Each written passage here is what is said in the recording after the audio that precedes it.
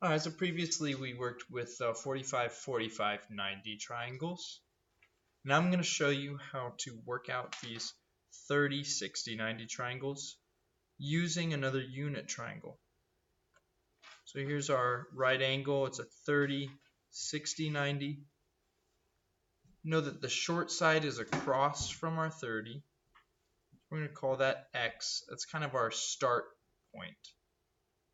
And remember that the key to these is to find the short side if we don't have it. So our short leg is X. And because this triangle has a 3 in it, 30, 60, 90, we're going to use the square root of 3. And notice that 30 times 2 is 60. So to find the hypotenuse, we just times by 2. So there's our unit triangle. It's all set up. Now we can use this to find any length, any side length on a 30, 60, 90, as long as we have one of the other lengths. So if we have the short leg, all we do to find the hypotenuse is times by 2. And if we have the hypotenuse, we find the short leg by dividing by 2. If we have the short leg, we get the long leg by timesing by square root of 3. Remember, it's square root of 3 because this is a 30, 60, 90. And if we have the long leg, we find the short leg by dividing by square root of 3. So let's try one. Look at 21 here.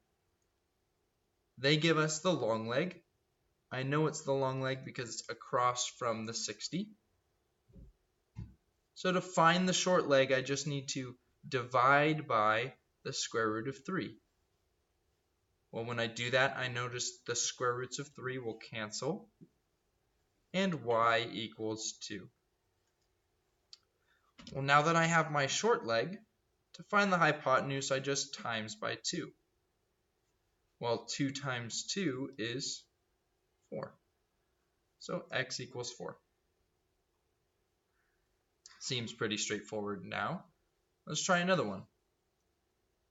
22. If I start with my hypotenuse, I need to find the short leg by dividing by 2.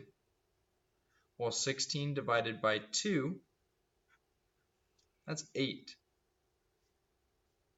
So our short leg's across from the 30, and b is 8. Now, if I have the short leg to get to the long leg, I times by square root of 3.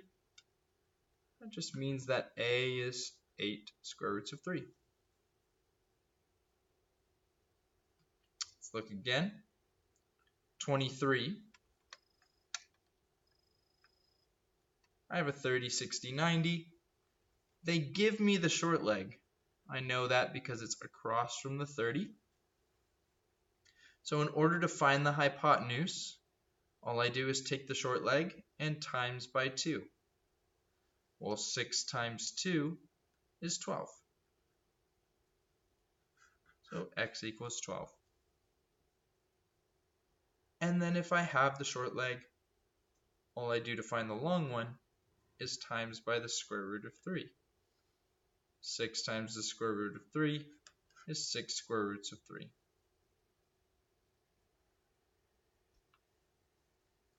Last but not least, we have number 24. In 24, they give us the long leg. Notice it's across from the 60. Well, if I have my long leg, I find the short leg by dividing by the square root of 3. So I need to do 3 divided by the square root of 3. I have a radical in the denominator. So I need to times by the square root of 3 on top and bottom to cancel out my radical down here. In the numerator, that gives me 3 square roots of 3. And in the denominator, 3 times 3 is 9, which equals to 3. Well, these 3's are just going to cancel. I find that my short leg, or y, is the square root of 3.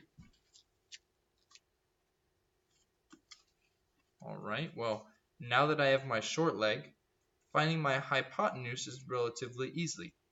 I just take my short leg and times by 2. Well, 2 times the square root of 3 is 2 square roots of 3.